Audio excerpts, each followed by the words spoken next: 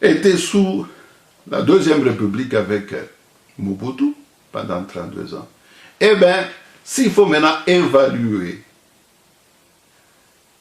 la gestion de Mobutu, est-ce qu'il n'y a pas lieu de dire que la méfiance qu'avait exprimée Tshombe, qu'avait exprimé Kalonji avec le Kassai, est-ce qu'il n'y a pas lieu de dire que leur méfiance était justifiée? Parce que ce qu'ils craignaient, c'est réalisé. On a vu que malgré la production de diamants, les Kassaïens n'ont pas joui du tout de ces richesses. Malgré la production du cuivre, du cobalt, de tout ça au Katanga, le Katanga ne jouissait pas du tout de ces richesses. Et tout était resté dans les mains des politiciens à Kinshasa. Voilà ce qui a fait que le peuple s'était rebellé contre Mobutu, contre sa mauvaise gestion, parce qu'il ne nous amenait nulle part, à part ce que les Belges avaient laissé construire, rien vraiment de concret pour aider le pays à avancer n'avait été réalisé du temps de Mobutu. Je vais donner un exemple. Vous prenez la région du Kassai, pas d'électricité, pas d'eau. Vous prenez une région comme le Kassai, parce que moi, écoutez, j'ai dit aujourd'hui que je me réfère un peu à la journée d'hier, parce que c'était une journée qui nous rappelle la chasse des Kassaïens au Katanga. Je me réfère à ça, mais je veux parler au niveau du pays en tant que... pour revoir, revisiter un peu notre histoire nationale et pour remettre en question le Congolais que nous sommes. Donc je disais, vous prenez un exemple là, la ville de Lubumbashi par rapport à celle de Mweneditu, parce que vous savez, quand il y a le train qui quitte Lubumbashi et qui va au Kassai, il arrive à Mweneditu. La distance entre Mweneditu et Lubumbashi, c'est au moins 660, quelque chose comme ça, kilomètres. Ok? 660 000 kilomètres.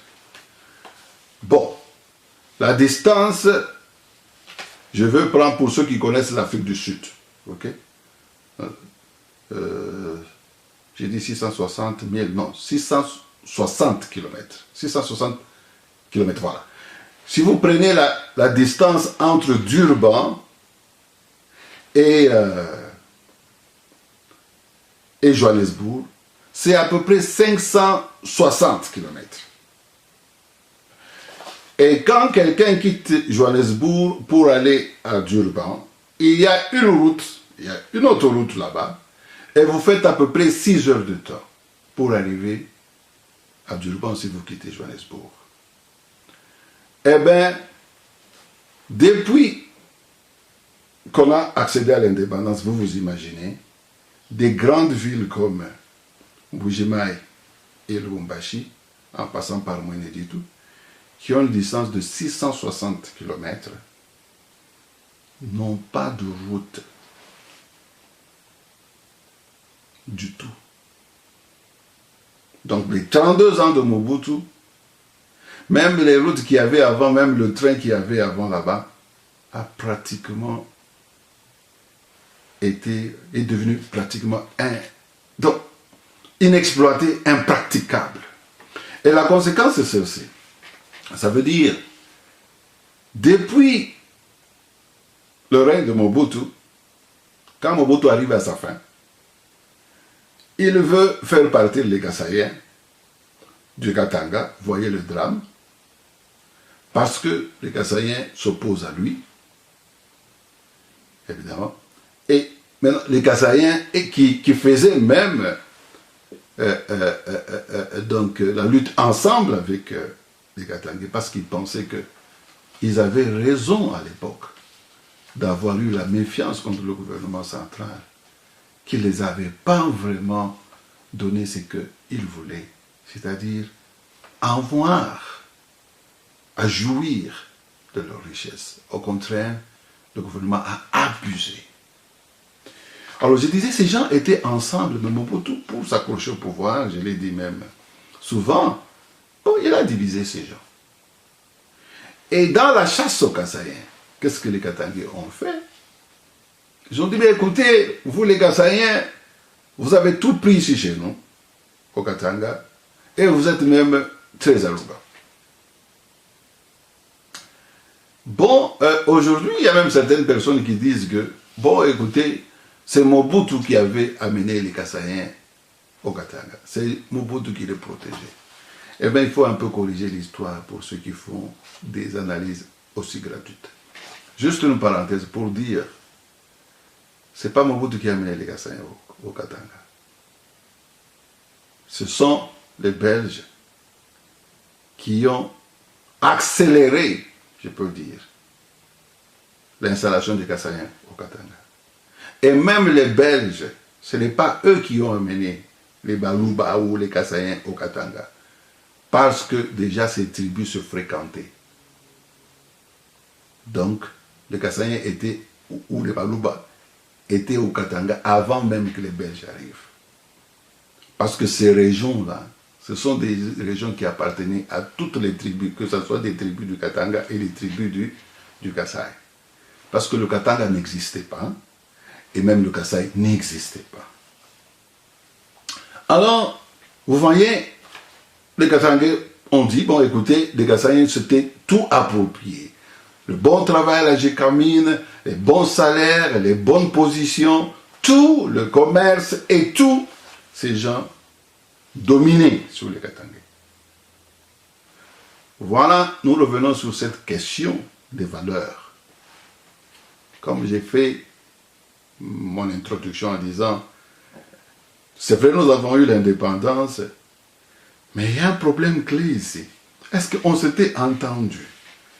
On s'était mis d'accord sur les valeurs.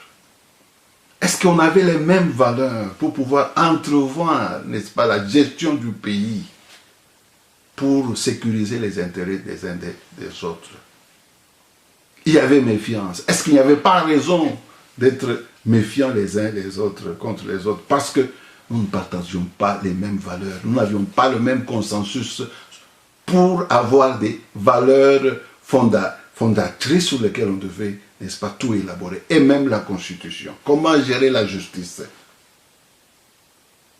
Parce que cela a posé un problème.